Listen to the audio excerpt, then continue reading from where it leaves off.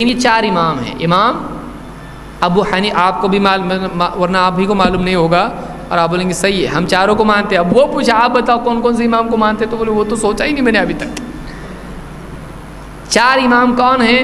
امام ابو حنیفہ، اس نام سے مشہور ہیں وہ ابو حنیفہ. ان کا واقعی نام کیا ہے؟ نعمان ابن ثابت ہے. ابو حنیفہ. دوسرے امام مالک ابن انس ابن مالک، امام مالک ہے. تیسرے امام الشافعی، ان کا نام شافعی نہیں ہے، ان کا نام ہے محمد ابن ادریس، امام شافعی. اور چوتھے امام ہیں امام احمد ابن حنبل. واقعی میں ہے وہ احمد ابن محمد ابن حنبل، لیکن دادا کی طرف ان کی نسبت ہے اس لیے احمد ابن حنبل ان کو کہا جاتا ہے، ورنہ واقعی ان کا نام کیا ہے؟ احمد ابن محمد ابن حنبل. اس لیے اسماء الرجال کی کتاب میں آپ سرچ کرو گے آپ کو نہیں ملے گا. کیوں؟ اس لیے کہ وہ احمد ابن حنبل نہیں ہے، احمد ابن محمد ابن حنبل ہے وہ. تو یہ چار امام گزرے ہیں اور یہ چاروں حق پر تھے. بہت سے لوگ ہمارے پاس آتے ہیں پوچھتے ہیں کہ کیا چاروں امام برحق ہیں کہ نہیں ہیں؟ اب یہ سوچتا ہاں بولے تو مشکل، نہیں بولے تو مشکل، کیا معلوم کیا پکڑتا کیا ہے اس کے اندر. ہاں بولے تو مقلد بناتا کیا، نہیں بولے تو گمراہ ہم کو بولتا کہ جھگڑا کرتا، مار پیٹ کرتا، کیا کرتا. کیا آپ یہ مانتے ہیں کہ چاروں امام برحق تھے؟ ہم یہ مانتے ہیں چاروں امام برحق تھے. برحق کا مطلب کیا؟ حق پر نہیں تو پھر باطل پر مانتے کیا؟ چاروں امام حق پر تھے یہ ہم مانتے ہیں. چاروں امام برحق کا مطلب یہ ہے کہ چاروں کا راستہ حق والا تھا. کسی مسئلے میں اگر کوئی خطا ہوئی ہے تو وہ حق پر سے ہٹ جاتے نہیں. ایک عالم حق پر ہو، کیا اس سے خطا اجتہادی نہیں ہو سکتی ہے؟ ہو سکتی ہے. ایک انسان ہے مثال کے طور پر، کسی مسئلے میں اس سے کوئی علمی خطا ہو جائے، تحقیقی خطا ہو جائے تو کیا وہ گمراہ ہو جاتا؟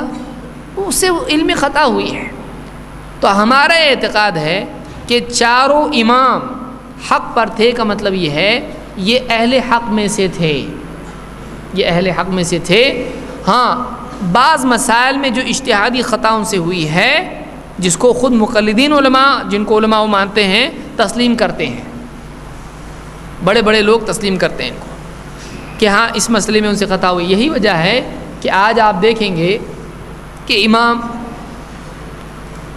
ابو حنیفہ رحمۃ اللہ علیہ اور ان کے جو شاگرد ہیں ابو یوسف اور محمد. ابو یوسف کا نام یعقوب ہے اور امام محمد بن الحسن الشیبانی، جن کی معطا مشہور کتاب ہے معطا امام محمد. ان کے بارے میں علامہ غزالی المستصفیٰ میں کہتے ہیں کہ انہوں نے اپنے امام سے، اپنے استاد سے 70% سے زیادہ مسائل میں اختلاف کیا ہے. زمین پہ کتنا فیصد پانی ہے؟ زیادہ زمین ہے کہ زیادہ پانی ہے؟ جو جغرافی جس کو معلوم اس کو معلوم ہے کہ 70% مسائل، 70% یعنی آپ دیکھیے کتنا ہوتا وہ، یعنی 2/3. ایک روٹی کے آپ 3 ٹکڑے کیے تو 2 ٹکڑے اور 1 ٹکڑا، 2/3 اس کو کہتے ہیں. 3 روپے میں سے 2 روپے میں اختلاف ہے، 1 روپے میں اتحاد ہے، اتفاق ہے. اسی کو عبدالحی لکھنوی نے بھی ذکر کیا ہے اور اس بات کو تسلیم کیا ہے کہ یہ جو اختلاف اپنے امام سے، امام ابو حنیفہ سے ان 2 شاگردوں کا ہے، یہ صرف فروع میں نہیں ہے، اصول میں بھی ہے. صرف فروع میں نہیں ہے بلکہ کیا ہے؟ اصول میں بھی ہے. تو آپ اگر یہ شاگرد اختلاف کرتے ہیں تو پھر بھی یہ امام، پھر بھی یہ بڑے، پھر بھی یہ امام ابو حنیفہ کے ماننے والے. اور اگر ہم کچھ مسائل میں 70 نہیں بھائی، تھوڑے سے ہی صحیح، ایک آدھ کوئی مسائل رفع الدین ہے اور کچھ مسائل ہیں جو گنے چنے مسائل ہیں، ان میں اگر امام ابو حنیفہ رحمۃ اللہ علیہ سے اگر ہمارا اختلاف ہو جائے دلیل کی بنیاد پر تو ہم گمراہ ہو جاتے ہیں. کیسے گمراہ ہو سکتے ہیں؟ تو یہ جو ہے یہ تحقیق کی کمی کی وجہ سے بہت سارے لوگ اہل حدیث سے بدگمان ہو جاتے ہیں. لہٰذا صحیح طریقہ یہ، اور ہماری گزارش ہے ان لوگوں سے جو اہل حدیث کو پسند نہیں کرتے. بہت سارے لوگ اہل حدیث نہیں بولتے، اہل خبیث بولتے ہیں. جس کی جیسی ڈکشنری، جیسی زبان پلٹتی ویسا وہ بولے گا.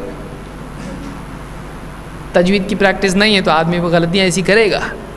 تو بعض لوگ برے برے القاب دیتے ہیں. کسی کا لقب برا دینے سے وہ غلط ہوتا ہے؟ کسی کا لقب برا دینے سے وہ غلط نہیں ہوتا ہے. اللہ کے نبی صلی اللہ علیہ وسلم کو لوگ کوئی کاہن کہتا، کوئی شاعر کہتا، کوئی ساحر کہتا، کوئی مجنون کہتا، آپ کو لقب دیے جاتے تھے. لیکن کسی کو برا لقب دینے سے وہ برا نہیں ہو جاتا ہے. برے لقب دے کر کسی کو غلط ثابت کرنا ایک کمزور ترین دلیل ہے. وہ دلیل بولنے کے بھی لائق نہیں ہے. جس کے پاس کوئی دلیل نہیں ہوتی ہے وہ ذلیل کرتا ہے،